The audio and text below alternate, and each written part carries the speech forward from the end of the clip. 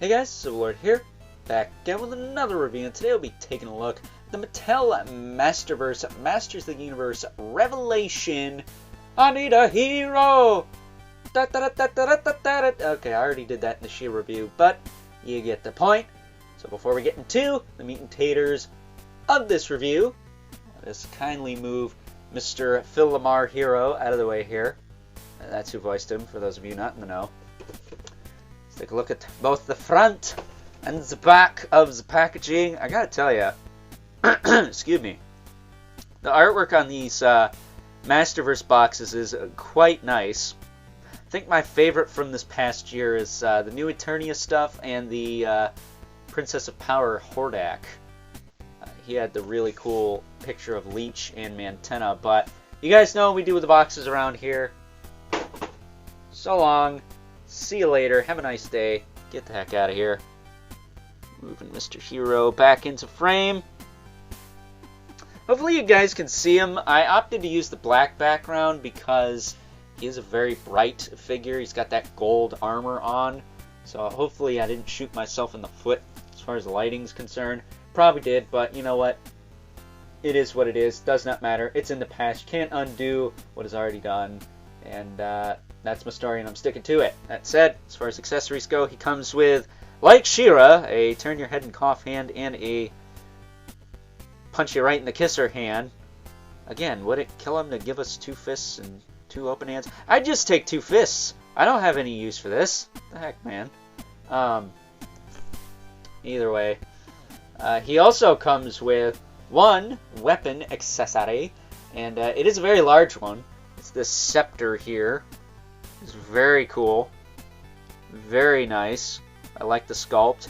I don't know if this is a Hero original weapon or not. I don't have a Classics one, though I would very much like to at some point. However, I do also display mine with this, the Sword of Preternia. Because I have the Subternia one with Scareglow, I keep the Preternia one with him, and a full one with his daddy, King Grayskull. As far as the staff goes, you can actually open it. Just gotta get up in here and pull out one of these, like so, and then you can slowly start to open it up and reveal this diamond crystal gem on the inside. Shine bright like a diamond. Which can kind of turn. You can't take it out though, unlike the Havoc staffs in this line. This is a solid piece. It ain't going nowhere. So I would advise just leaving that alone. But that is a really cool feature. I like that. I think they did a very nice job with this accessory. This is probably one of the best accessories in this line. Hands down, just because it has some articulation to it. Multiple ways to display it without swapping anything. And it does have a little kind of knuckle guard piece here, almost like a cutlass on a pirate sword, or a knuckle guard on a cutlass, the pirate sword. So he can hold it and it won't flop all over the place like the Havoc staffs in this line, because he has these big old bulky gauntlets that will help hold this in place. Granted, the gauntlets are kind of loose fitting, but it does stay in there. Whoop. It does stay in there quite well. So, that's very nice. But taking a closer look at Hero, and I mentioned this in the She-Ra review from either yesterday or earlier today. I don't know if I'll be doing 2 reviews a day or not to try and get stuff done. I did have to heat up his foot to tighten it up. I'm not going to move it for now. I'm going to let it be, like the Beatles say, because he stands up just fine now. Before I had a little trouble with that. And the other foot moves fine. I mean, listen to that. That is a freaking ratchet if I ever heard one. Kind of wish She-Ra had that going on, because I'm going to have to do the same to her, but it is what it is. It's fine. But as far as his articulation goes, his head is on the kind of hinged neck there with the ball pig in the head itself. So you get a lot of range, a lot more in this particular wave, the Hero, New Eternia, Battle Armor, He-Man, and Jitsu, and I think the Sunman is a part of this wave as well. But you get a lot of movement out of the neck pegs in these figures, at least for me. That said, I did actually pop off all their heads and file down the neck pegs a little bit because they had a lot of mold flash and degradation on them, and it made the heads a little tricky to turn. But once I did that, I was able to get a little bit more, well, they were a little easier to move, I should say. But I do quite like the head sculpt on this guy too. He's got a bit of a, I don't know, a George Michael mullet going on. I don't know what's up with that. But as I mentioned before, he is voiced by Phil Lamar in the Revelation series, which I think is pretty awesome. I do think it's a missed opportunity to not have Mr. David Keith voice King Grayskull. I mean, that's the only franchise he hasn't been in that I really want him to be in, because he, of course, is the voice of Goliath, Black Panther, Spawn, the Arbiter, Despero, and I think Tombstone, the mobster from the Spider-Man comics there that's kind of like a zombie with sharp teeth and stuff. I think there was another character he voiced that I really liked, but it's... Oh, my mind's drawing a blank right now. I'm sure it'll come to me. He was also in Mass Effect, too, but Phil Lamar is no slouch. He was on Mad TV. He was Green Lantern John Stewart in Justice League Unlimited. He was Static Shock. I believe he was Autobot Jazz at one point. That's it. Keith David was also Barricade in one of the movie video games. The police car. But I'm trying to think who else John Stewart voiced. There's a ton. Like, freaking Phil Lamar's been around for a hot minute doing voice acting. So I'm not surprised that they got him to voice Hero. And I think he's a very good fit for the character. Even though Hero is not as tan as I thought he was. He's quite pale, actually. But as far as the shoulders go, they can move out and back down. Forward and back. He's got a bicep swivel. Double elbow. Which, the top one on him seems to be kind of stuck on that side. What about this side? There you go. There is your double elbow. He's got the wrist swivel with a hinge. Again, not the right hinge. I don't know why we got that new up and down hinge hand with the 40th He-Man. They're not just milking the crap out of that. But that said, you can bend his arm enough to get the staff in there, and it won't take up too much real estate on the shelf. So I guess that's a plus. Torso, nice and tight on this guy. I like my She-Ra. That's a little loose, but I think that's the case with all the female figures. It does have a little tilt. I didn't mention it, but She-Ra did have a tiny little wiggle. Let me double check that quick. She is sitting right here. Woo! Dropped her sword. Yeah, she's got like a tiny little wiggle in the torso. It almost feels like it could rotate.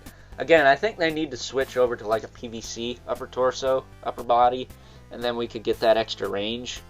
Just for, it's a more, I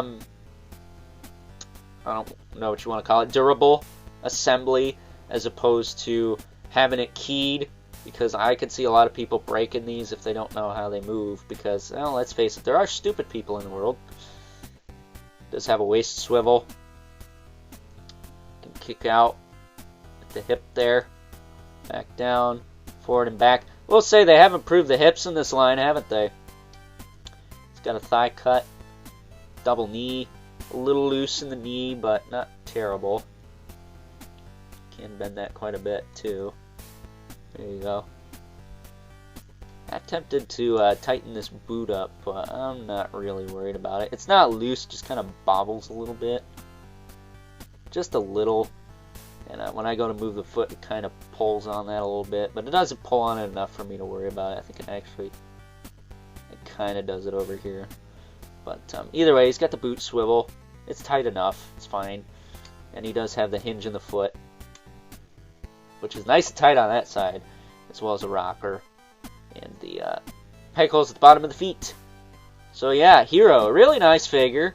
He's got the H on the chest there. And I look forward to adding him to my Revelation setup. which I'm going to need to get a couple more characters for that now. Thanks, BBTS.